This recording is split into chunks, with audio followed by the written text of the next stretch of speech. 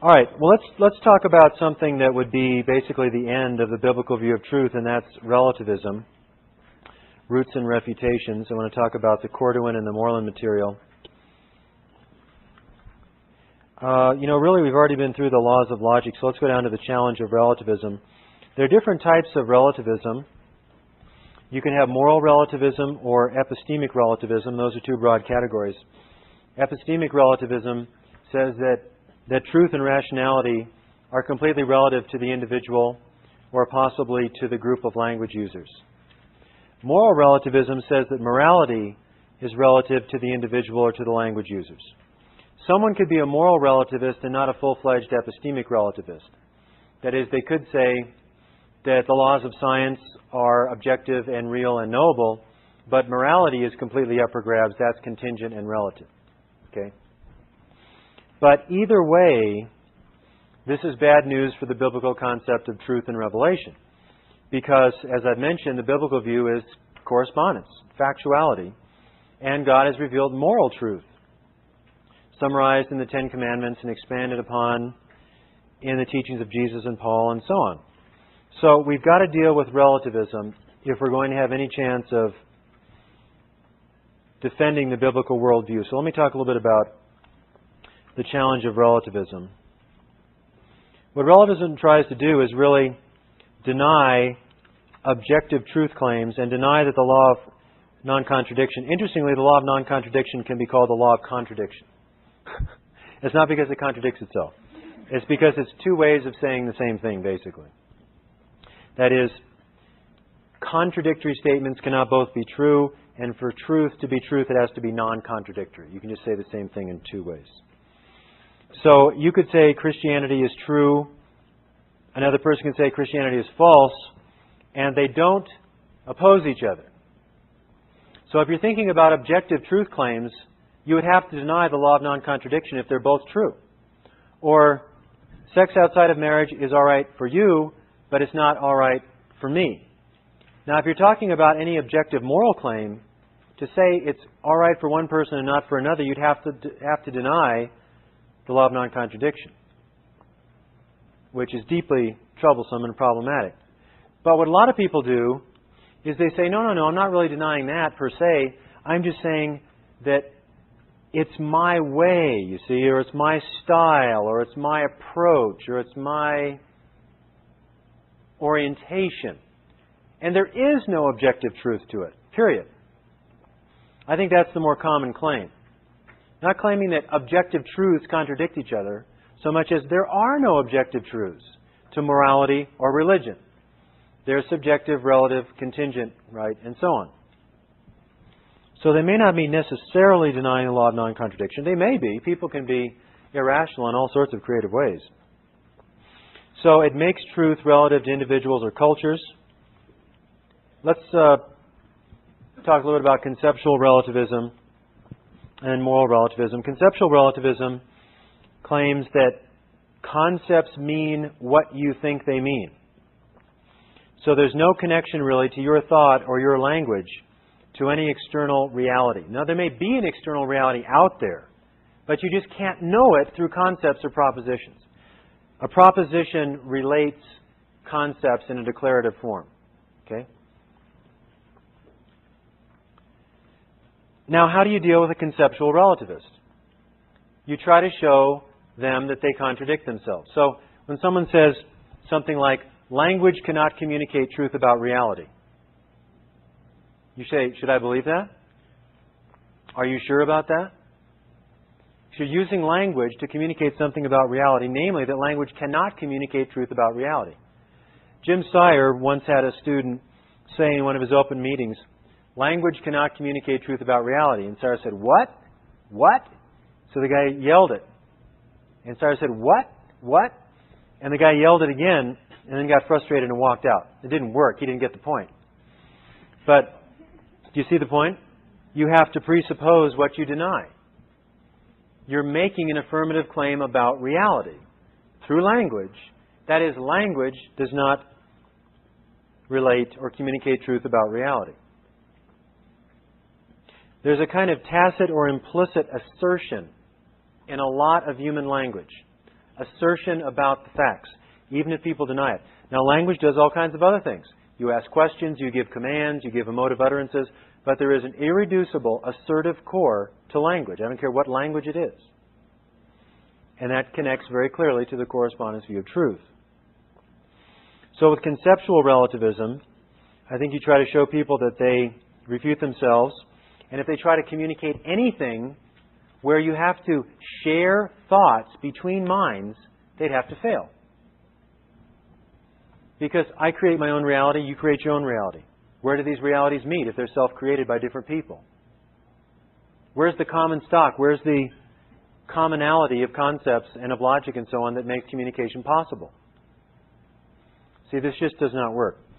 Now, moral relativism may not buy into conceptual relativism, as I said. Only moral concepts are relative. Now, there's a type of relativism called normative relativism that says that what's right is defined by culture. But that there is a normativity to it. So in one culture, one practice, let's say polygamy is correct, in another culture it isn't. But if you're in that polygamous culture, then polygamy is right. If you're in the non-polygamous culture, then polygamy is wrong. Now, the rightness and wrongness is not rooted in anything above culture. Somehow the culture conveys normativity. How that works is pure magic. But somehow it does. And we'll critique this. But there's another kind of relativism that's more the problem in the West, and that is individualist relativism, which is basically, hang culture. It's so diverse and pluralistic anyway, which culture do I belong to? It's me. I determine what's right and wrong by my taste, by my subjective orientation, by what I prefer, what I desire, sort of the preferential view of truth. What I prefer to be true is true. What I want to be true is true. What I'm comfortable with is true. And it's amazing to me how many people will say, I'm comfortable with that, to mean I think it's true. Think about that for a minute. People say it all the time, I'm comfortable with that. I want to say, in a sense, so what? I mean, I can be, as a fallen being, I can be comfortable with lies and very uncomfortable with the truth. So what does comfort necessarily have to do with truth or falsity or rationality? Anyway, I just give you all these tools to be obnoxious in conversations. So, individualist relativism. So what are some roots of relativism? One, none of them are sufficient to justify the position, obviously. The information explosion makes objective, absolute, universal truth impossible. So much data, so much information, who can sort it all out? Well, again, as I mentioned earlier, there are a finite number of worldviews. And there are a finite number of arguments for worldviews. It's not infinitely difficult to think in terms of worldviews logically. Moreover, if you have access to information, why not try to use it carefully and critically? Simply because you have a lot of information in no way logically means that there's no way to sort it out. And that's just a non sequitur. There's so much information, it can't be sorted out. Well, if you have some clear principles of logic and some concern to apply logic and good reasoning, it's possible. If you avoid garbage, which is 90% of American media, and focus on what might convey truth, then you've already narrowed it down quite a bit. So this one doesn't work. Secondly, and this is very important to work on this, the claim to objective, absolute, universal truth or knowledge, and knowledge is justified true belief, leads to totalitarianism and intolerance. Well, for one thing, that's a claim that's absolute, objective, and universal in itself. If you believe in that kind of thing, you will be like this. So it's self-refuting. But it's also false in another way, because simply because you claim that there is an objective, absolute truth doesn't mean you will want to enforce it on everyone. If you're a Christian, you shouldn't, because biblically, the message is spread through persuasion and prayer and godly living, not through propaganda, not through coercion, and not through enforced baptisms. It's not biblical.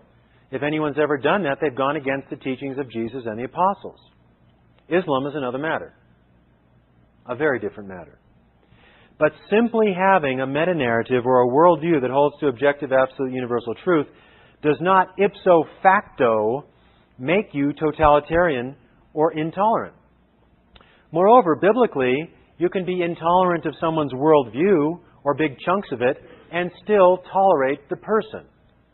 Meaning, you don't merely tolerate them, you love them. You don't have to convert them. That's between them and God. You try to be a witness to truth. You pray for them. But if they don't accept, that's between God and the person. There's no coercion, no threats in the Christian propagation of Christianity. So this simply does not hold water. Now, have Christians in the name of Christ dominated other cultures? Yes. Colonialism, imperialism, and so on. Although imperialism and colonialism is much more of a mixed story than what you hear in the popular press. That's a big issue. I'm not going to get into that. But have Christians abused the concepts of truth? Certainly. But the question is whether or not they were true to the truth itself. And I would say, show me any passage in the New Testament that implies or entails the coercion of other people's beliefs or behaviors. I don't think you can find anything. And it doesn't work to appeal to the destruction of the Canaanites. That was a very special case under special, unrepeatable conditions. Another point is the sincerity of religious believers means they cannot be wrong.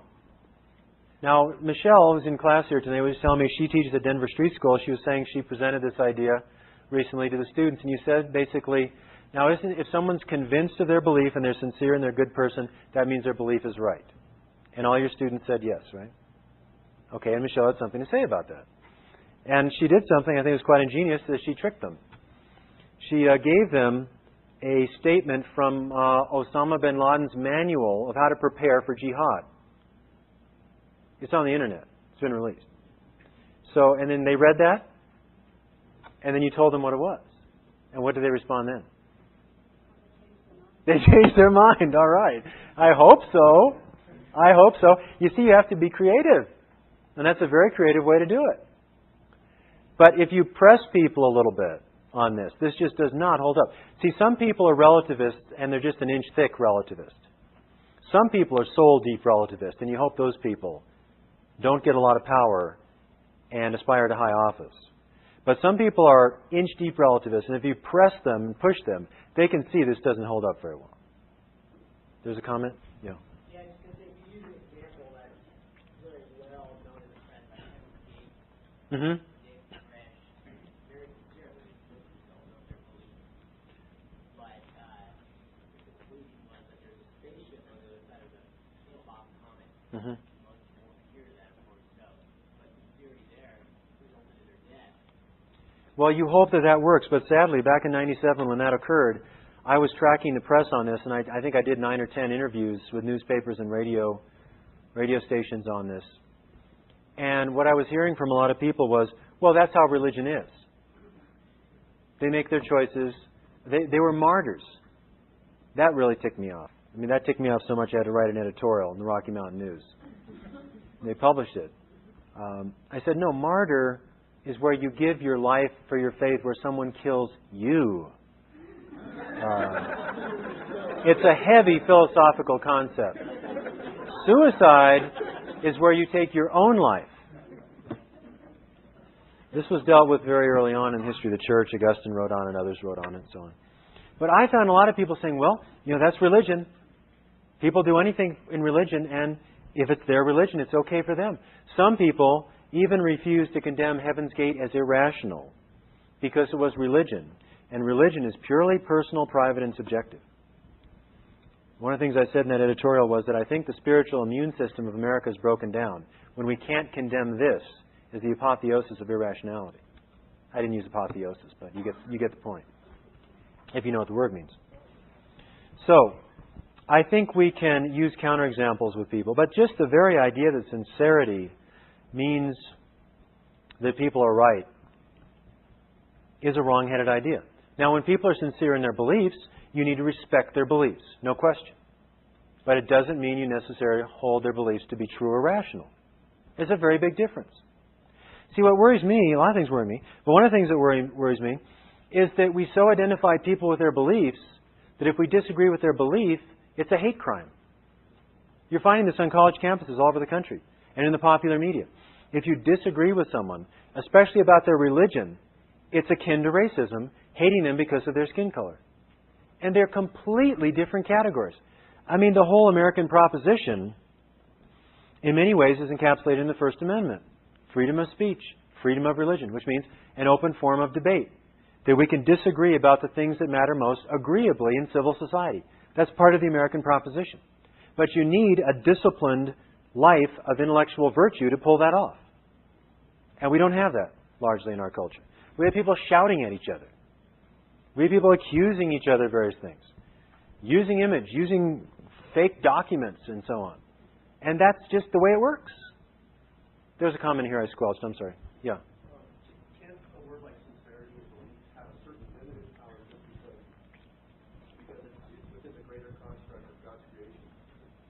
For instance, like when you study medications and you get like placebo effects because of belief. Mm-hmm. Belief has a certain amount of power. It's limited. Sure. But to just say it has no power is not true. I mean, if you're I never said belief has no power. The belief, sincerity has no power. sincerity has no power to create truth. The 19 hijackers thought that immediately upon their death, they would be in the presence of exactly 72 virgins in paradise. It's in the Hadith. Guess what? Belief has no power to create truth. It has power to forge cultures. It has power to send people on suicide missions. It has power for people to lay down their lives to serve other people in other countries and bring them medications and bring them the gospel. It's tremendous power. Sure. Sure. But it has no power to create truth. It has social, intellectual power, no question. But the issue is truth and rationality. So if someone holds belief sincerely, they will orient their life around it. And you have to be respectful of that person and that life. But you want to, in the name of Christ, challenge the belief if it goes against a biblical worldview. And that's a difficult situation. It requires a lot of love, prayer, sensitivity, and so on. Does that help? Okay. All right, the sincerity objection doesn't work. Now, some people claim that you can use Buddhist logic or Eastern logic and allow for contradictions to be true. Only Western logic disallows this. As an example, let me cite a scholar of Buddhism, Paul Griffiths, who knows Buddhism better than most Buddhists, who knows the languages that Buddhist scriptures are written in, Pali and Sanskrit and so on. And he says when he studies the texts of Buddhism and the arguments between the different schools of Buddhists, that they use logic. Either or logic, if you want to just put it that way. When Hindus debate Buddhists, they use logic. When Madhva is critiquing Sankara, he says, Sankara, you're illogical. Sankara says, no, Madhva, well, actually it didn't work because Madhva came afterwards. But the debates within Hinduism use logic. The debates within Buddhism use logic. When you attempt to transcend logic, you've transcended argument. And religious traditions argue within themselves, and they argue with religious traditions outside of themselves. This happens all the time. Now, you may have noticed that my response to this is a little different than Corduan's. So, see what you think, which one you think is right. Corduan says that even Buddhist logic sort of has a realm where non-contradiction obtains and a realm where it doesn't. Well, when they're really trying to give any argument at all, they have to use the law of non-contradiction. And when you deny it in some kind of ineffable mystical experience, that is the end of all argument. I mean, Ravi Zacharias has a great story where he was talking to a professor, and the professor was challenging his view that truth is either or. If you have A, non-A cannot be true, if you've clearly defined your terms. And the professor took him out to lunch and said, no, you have this Eastern form of logic and then you have a Western form of logic. And he filled up several napkins trying to describe the Eastern both and logic and the Western either or logic. And so Ravi Zacharias says, so you have either the Eastern both and logic or the Western either or logic. And the guy looked down at the napkins and the scribblings, and he says, the either or does tend to emerge, doesn't it?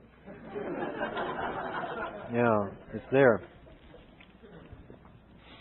Having individual rights mean I can determine my own truth. It's a basic lack of distinction between the right to your opinion and the right to be right. Yes, in societies that allow individual freedoms, you can believe most anything you want if it's within the bounds of the law, if it doesn't lead to criminal behavior. That by no means indicates that your belief is correct or rational, right? I mean, you can belong to the First Church of the Transgalactic Taco Shell. You have a right to do that. It doesn't mean there's any rational warrant to your belief or that your belief is true. They're two separate issues. That's a real simple one. Or, this is one of my favorites, to be humble. And you hear a lot of Pomo Christians saying this, from absolute to authentic.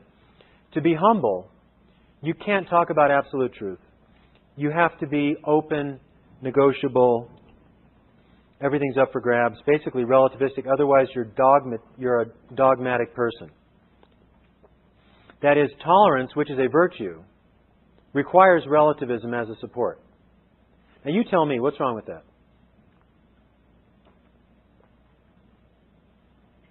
You agree with it?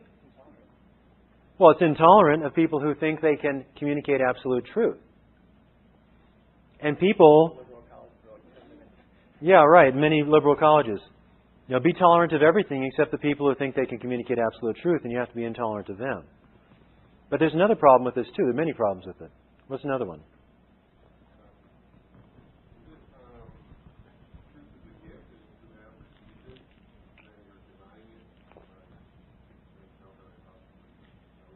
Sure, from a biblical viewpoint, any truth you know is a gift of God's grace. So to deny that you know it and deny it to others is a deep mistake. But let's say within a non-Christian framework, tolerance is a virtue, tolerance requires relativism, so we must be tolerant. Sure. It's merely a social construct. In many cultures, it is not a virtue. It is not a virtue in Iran. All right? It was not a virtue in Afghanistan under the Taliban. Right? It was not a virtue in Hitler's Germany. It's not a virtue in North Korea. So where do we get this tolerance is a virtue concept out of relativism? It doesn't belong there. Basically what's happening here is that relativists are sponging off of the Christian tradition without admitting it. Because the notion, the classical liberal, I don't mean modern liberal, don't think modern Democrats, the classical liberal notion of tolerance, I think in John Stuart Mill, the founders of the country, was that we can disagree about the things that matter most in a civil fashion if we think rationally and are willing to put up with people that we disagree with. That's tolerance in the classic American sense. It is not relativism. It's an epistemic and moral virtue. It is not relativism. But the modern or the postmodern relativists sponge off of that and as their foundation use relativism, which is no foundation for anything in terms of what determinative virtues are. The question is, why be tolerant? See? They say, well, that's just the way it is. Well, it's not the way it is anywhere, everywhere. And what if I choose to be intolerant? That's part of my lifestyle. And that works for me. And it's very, very meaningful to me. So this one radically fails as well. Okay? Yes?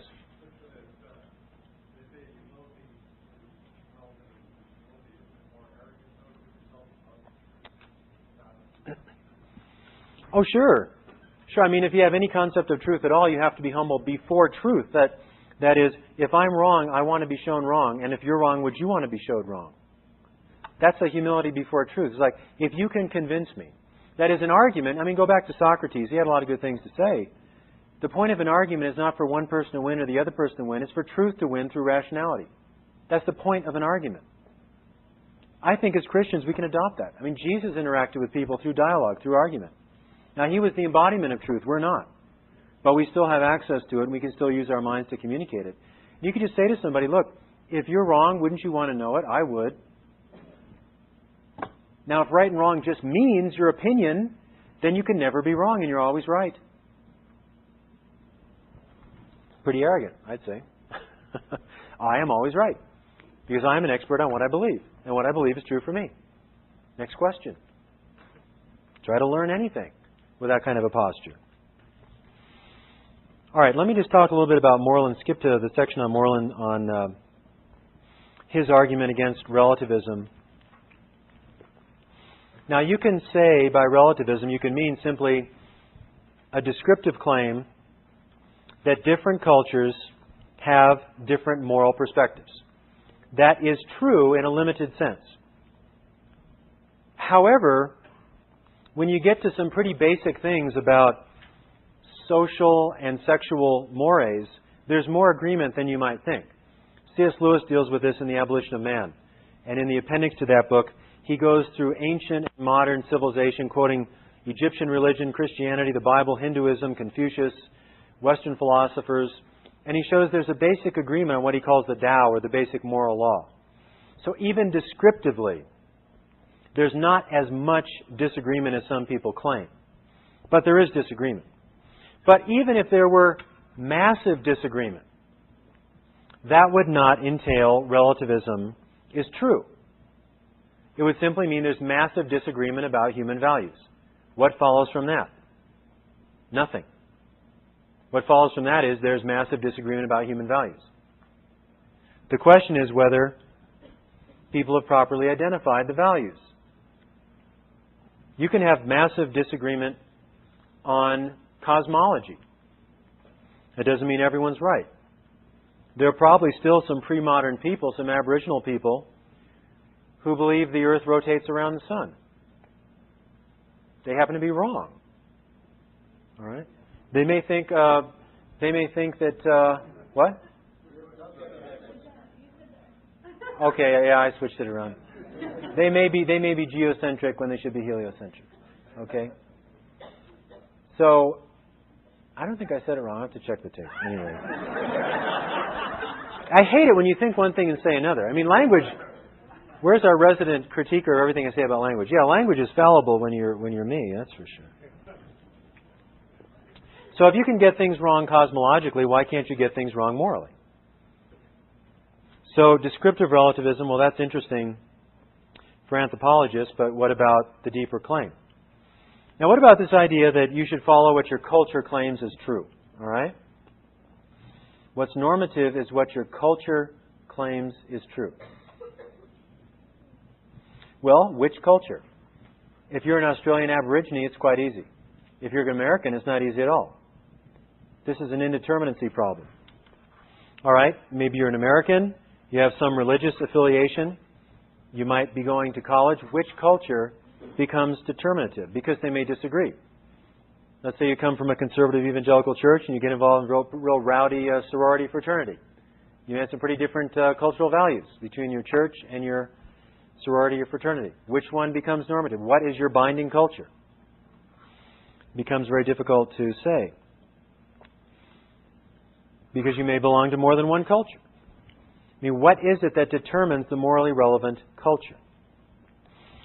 Moreover, you've got reformers that come along who critique the entire culture. Think of Martin Luther King. I mean, he appealed to many of the principles in our founding documents, particularly the Declaration of Independence, and said we needed to live true to those founding principles. But he went against most of the American tradition about race relationships. Or think of Gandhi, or think of others. Think of the suffragettes that argued for the right of women to vote. They've only had the vote since 1920 in America. Think about it. They were going against the cultural tide.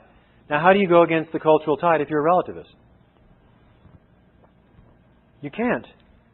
What moral reformers do is they appeal to essences. They appeal to foundations. The suffragists said things like, women are equal to men with respect to moral and political discernment. Or they said women are superior to men in moral and political discernment. They were making a claim about essences. They were making a claim that the culture was largely wrong. And King did the same thing. Look, we have to live true to our founding principles even if we have never done so previously. And these founding principles are not constructs of the founding fathers. They're based on the rights that God Almighty gives us. And he believed that. He was, after all, a minister and the son of a minister. He was raised in the black church. Now, if relativism is true, this kind of normative relativism,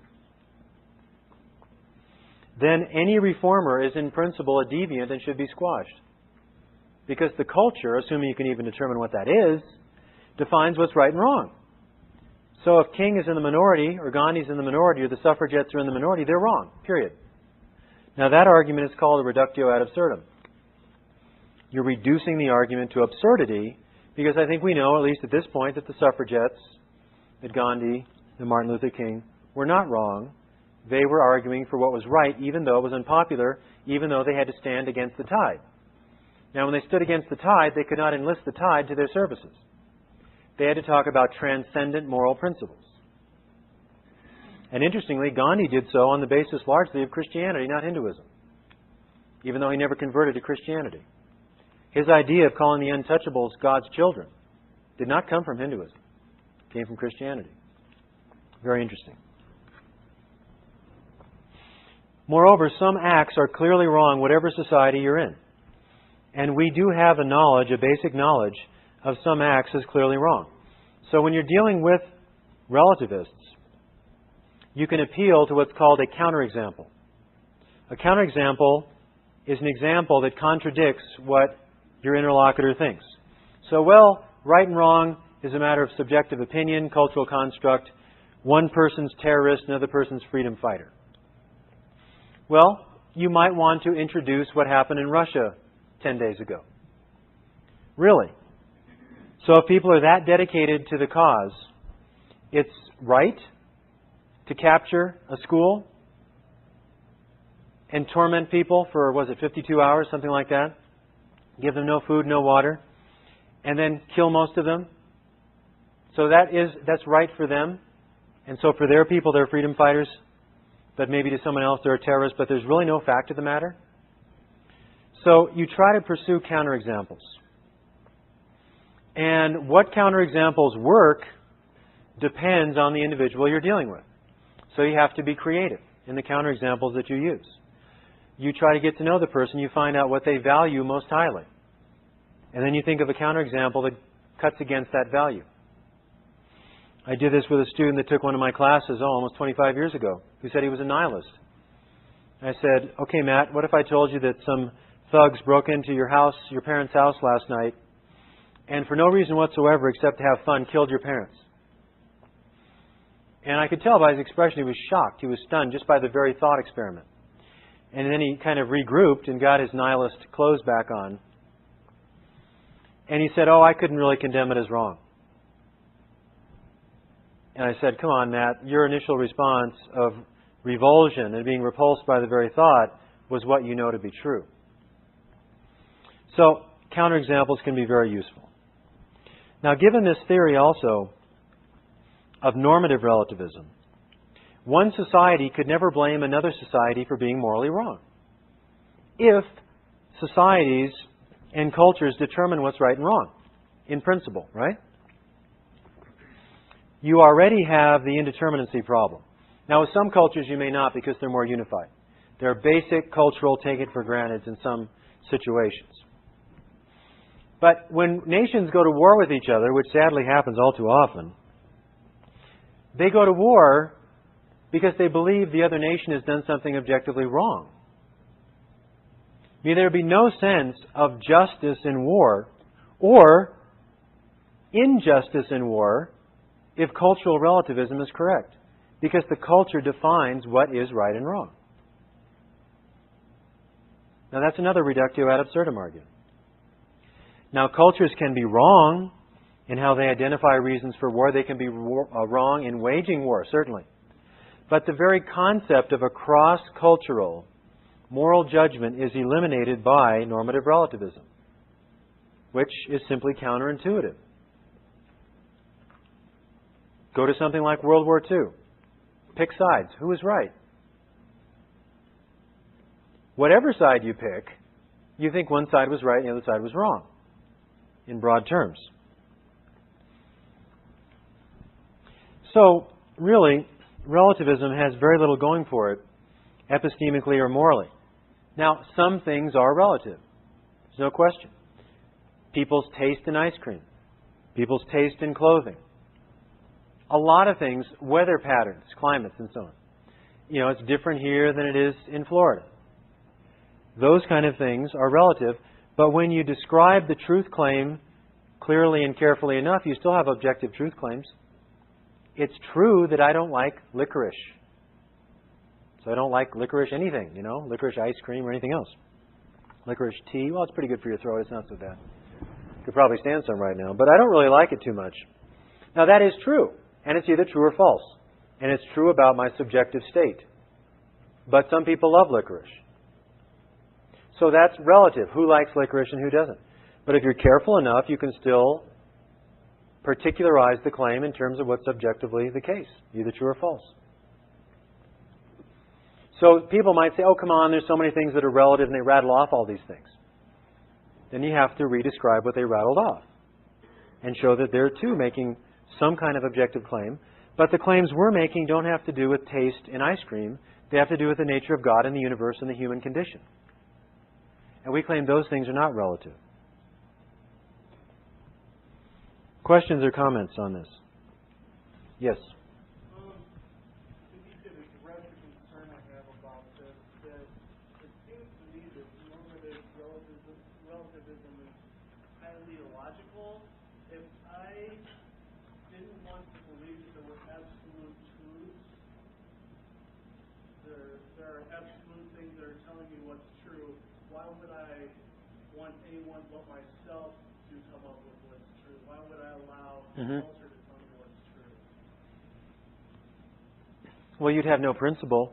I mean, what's the principle that grounds the self as the determiner of truth?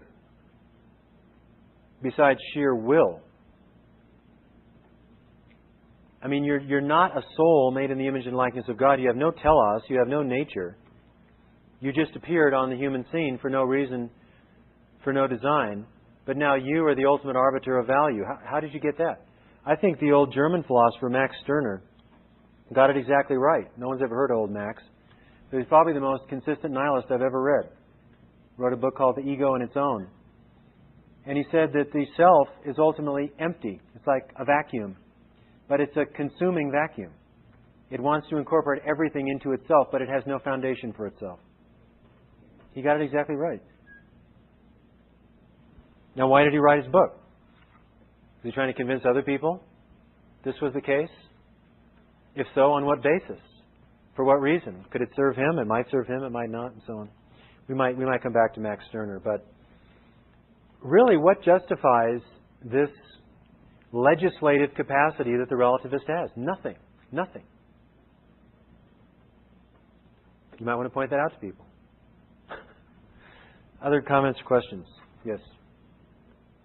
Oftentimes I've heard when it comes to moral relativism that people use moral dilemma to justify their relativism. So what would you say to the defense? Of course, you have examples of God gave a commandment, do not murder, but yet just and all these thoughts. Yeah, there are problem cases, but problem cases do not invalidate principles that we know to be true in other settings. I mean, take the principle you should never torture the innocent for pleasure. Can't find a counterexample of that. You should never torture the innocent simply for pleasure. Now, the issue with the universalization is that you have to define it very carefully. Now, okay, God sends His people to destroy the Canaanites. Well, then it's not murder. It's justified killing if God sends them to do that for God's own reason. God has the power of life and death, we don't. So God can use human agents to exterminate people if it is morally justified that they be exterminated. It's not murder. Now, people might debate that, but we're not saying that murder is wrong and murder is not wrong. You have to define what murder is. And that's a question with abortion, that's a question with euthanasia, and so on. So you've got to think hard and carefully about moral dilemmas. And in fact, you may not even be able to solve a moral dilemma. But I still have great confidence in basic moral principles, even if some moral dilemmas baffle me. Why let a very rare, seldom occurring thing undermine the foundations of morality? Like lifeboat examples. How many times have you been on a lifeboat and there's only room for 5 people, but there's only 4 people? You know, there's a priest, there's a philosophy professor, there's a social worker, and you have to decide who to kick off. How many times has that happened to you? This is how ethics was taught in the public schools for about 30 years. Moral dilemmas. It's the dumbest way to teach ethics ever devised by a human being. Unbelievable. And it gives no justification for relativism at all. Because the clear cases outnumber the difficult ones 100 to 1. All right. Well, we need to talk specifically about the Christian worldview, and I want to focus in on Jesus here a little bit. I got a heartening email. I got several heartening emails this week, and believe me, I needed them, from students. They were unsolicited. One was telling me that the person really likes apologetics and engages his non-Christian friends, but had really never been doing it in terms of worldview. Had been just kind of giving evidence for the resurrection of Jesus, or giving evidence for reliability of the Bible, but not really engaging the other person's system of thought, or not putting the evidence into a worldview category.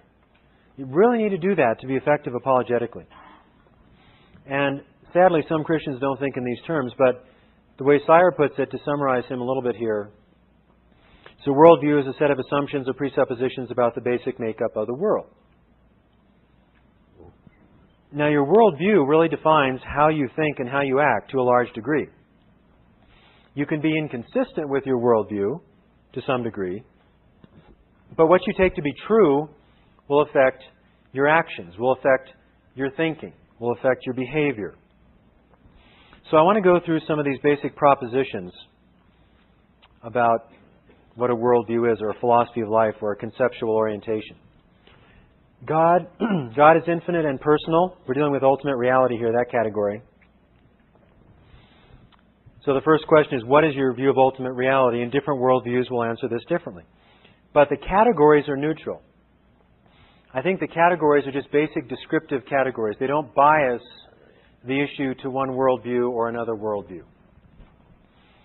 So, in the biblical understanding, the ultimate reality is God. God is eternal. God is all-powerful. The way Sire puts it is, God is infinite and personal, meaning triune or tripersonal, without being 3 gods. Transcendent and immanent, omniscient, sovereign, and good. Now, we had several chapters on Jesus about Jesus' worldview. And sometimes we don't think about Jesus with respect to his rational arguments and his worldview. But how do we know this is Jesus' worldview? Jesus' view of God. Can you give me a text, an account, a parable, anything? That Jesus believed in this God. And, for instance, was not a pantheist, or a polytheist, or an agnostic. You refer to the Jewish idea that there is the Lord, that God and the Lord is one. So obviously you have the idea of the Jewish, refer to the Jewish understanding of one God. Okay, the Jewish view of one God, certainly. Now, where can you find that? Well, Deuteronomy 6:4, that's Moses, though. Where do you find it in Jesus?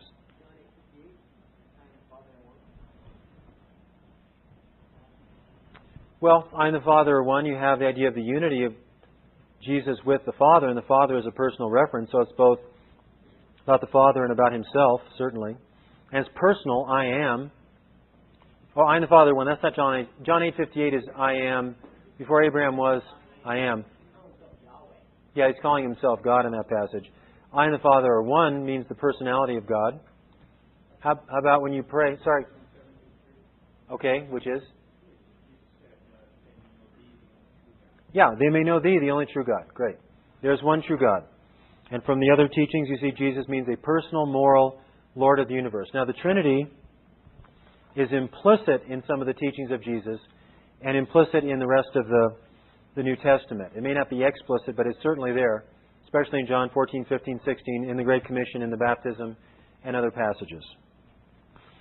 Now, the reason I want to get into Jesus here is that we don't think about Him enough as a philosopher, as someone having a carefully thought out worldview. Second proposition, and putting your worldview in propositional form is not some kind of arid, abstract, modernist, white, male, rationalist, dumb, uncool, non-postmodern thing to do. Well, it is non-postmodern. That means it's cool, not uncool. It is a way to organize your thoughts. It's a way to organize your thinking. You might say, look, my friends don't want to hear these propositions. So what? You need to know them. And probably, in your witnessing to people, you're not going to read this proposition to them. But you can put it in various ways. You might even be able to put the proposition in a parable, or in a poem, or in a symbol, or refer them to a piece of literature that emphasizes one of these points. There are a lot of ways to indicate the truth. But we have to have a conceptual framework for our thoughts. That's why we do this.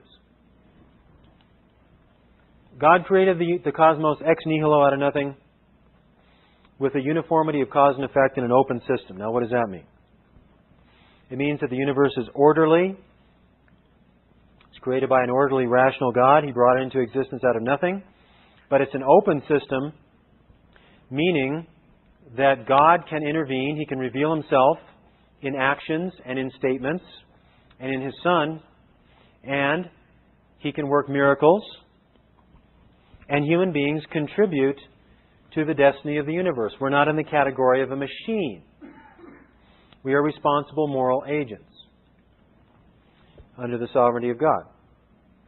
Now, can you think of anything in Jesus' statements or His actions that indicate He believed this? Put very philosophically, but is there anything that He said, anything He did that indicates He believed this? Yes? Whenever He healed people, He says that their faith had healed them. Okay. So that kind of shows that God is active in their lives. Basically, God reached down and healed them. Right. You have the sense that the supernatural power is coming from God, but that the faith opens the door to that power, at least when the people can muster it. You know, Lazarus was dead. He didn't have any faith. But sure, it's assuming that God intervenes to heal people through the ministry of Jesus. He intervenes to cast demons out of people through the ministry of Jesus. What about creation? Things in Jesus' teaching He shows He believed in creation. Yeah. John 17:24 says, Father, I want those you have given me to be with me where I am, to see my glorious glory you have given me, because you loved me before the creation of the world. All right. There's a lot there. A lot of Trinitarian language and creation and soteriology and ethics. Oh man, that's a powerful passage. You could dilate on that for hours and hours and hours. You're afraid I will. But the point is, before the creation, Jesus was with the Father. We know that also from John 1 through 3. Beginning was the Word, Word was God, with God. Before the creation. So the creation occurred through the auspices of God. Okay? Anything else? From Jesus. Limit it to Jesus now. Yeah. Sure. Where? You don't know? Well, you knew that much anyway. Where does... You raise your hand, anything can happen. Where does Jesus affirm the historicity of the first parents? Did you have your hand up? Go ahead. You're asking for the first parents, or affirmed by Jesus? Yeah. In Mark 10:5, Jesus said that because of your hardness of heart, you wrote to this commandment, that from the beginning of creation, God made them male and female. Therefore, a man shall leave his father and his mother, and cast Okay. his wife, and become one flesh, and they are no longer two, but one. Okay. And you memorized that, right? Okay. It's also in Matthew 19, 1 through 2. So you can do this on all of these. And it's helpful to do it. Human beings are created in the image and likeness of God and thus possess personality, self-transcendence, intelligence, morality, gregariousness, and creativity. Well, we can go to that Matthew 19 passage. In the beginning, He created human beings. And you go back to Genesis, and also James speaks of being made in the image and likeness of God. And there's a very powerful argument that Pascal gives called the anthropological argument for Christianity. It hasn't been used that much in apologetics, but I think it's very powerful that Christianity explains both our greatness and our misery. Greatness in terms of being made in God's image, misery because of our fallenness. And no other worldview can capture both the greatness and the misery of humanity. Fourth, human beings can know both the world around them and God Himself because God has built into them the capacity to do so because He takes an active role in communicating with them. We've talked a lot about this. The nature of God, the nature of truth, revelation, and so on. Can you think of this in Jesus' worldview, that humans can know? They can know things about God. Yes? John 17:25. Righteous Father, though the world does not know you, I know you, and they know that you have sent me. I have made you known to them. Yeah, I have made you known to them. So the world does not know you means the unbelievers. And John uses that word world, cosmos, in a very elastic sense to mean a lot of things. But the world does not know you, the unbelieving world. But I have made you known. I think there's a passage in John 1 where the Greek word for exegesis is there. That the Son exegeted the Father, interpreted, brought out the reality of the Father in the flesh. So God is knowable through Jesus. Okay? That's one passage. Anything else you can think of? Yes?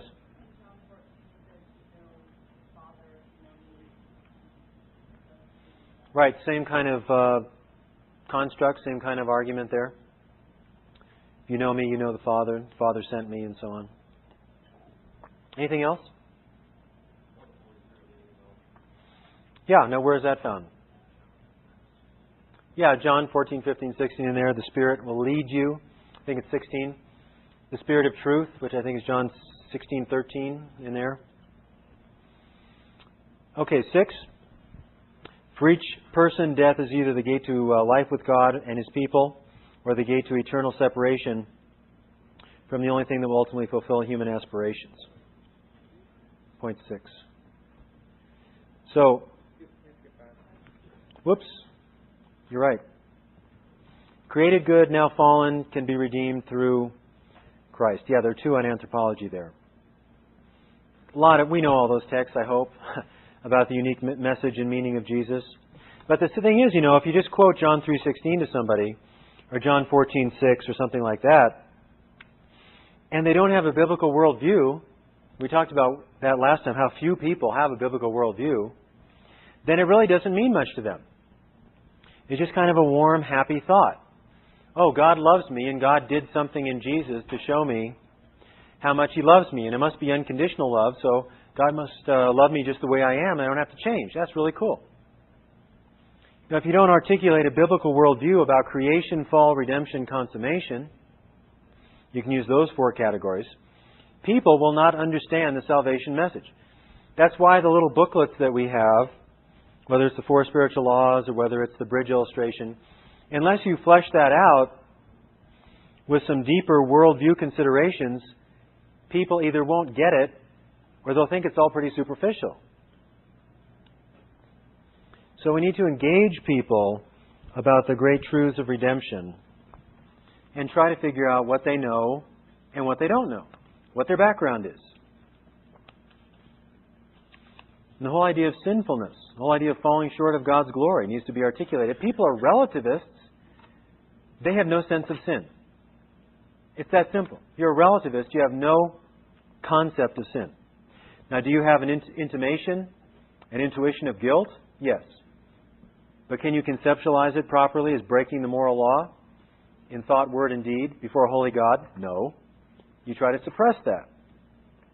So we have to try to articulate why Christ came at all and what He did. The next one deals with eschatology, heaven or hell. That's not a non-negotiable part of the biblical worldview or any worldview. 7, ethics is transcendent and based on the character of God as good, meaning holy and loving. And that's implicit in so much of what Jesus says. He appeals to the authority of the Hebrew Scriptures. He appeals to God's commands as defining what is good and what is not. And we'll come back to that when we talk about the moral argument for God. The 8th point is that history is linear. It's a meaningful sequence of events leading to the fulfillment of God's purposes in history. The sense of providence. Think of anything in the teachings of Jesus related to that. History, providence, fulfillment.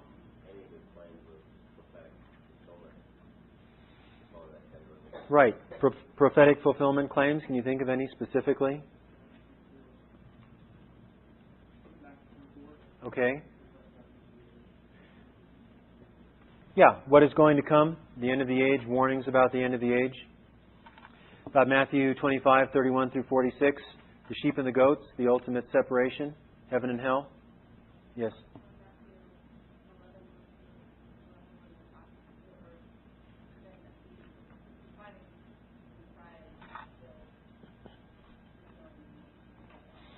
Right. Yeah, he is fulfilling the requirements of being the Messiah. He's giving actually an argument for his messianic identity, talking about fulfillment.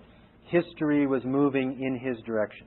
He is the fulfillment of these themes and these predictions. And he's really the centerpiece of history. And history will be culminated when he comes again. Okay? All right. We could go on and on about that. But what I wanted to do is maybe to think about Jesus in some terms that we don't always think about him in. We may not think of Jesus' teachings with respect to his worldview. And again, as was mentioned earlier, Jesus taught in all kinds of ways. Questions. Jesus asked the most profound questions of people. Oftentimes they didn't expect it. Parables. Didactic statements. Arguments, reductio ad absurdum. Splitting the horns of a dilemma.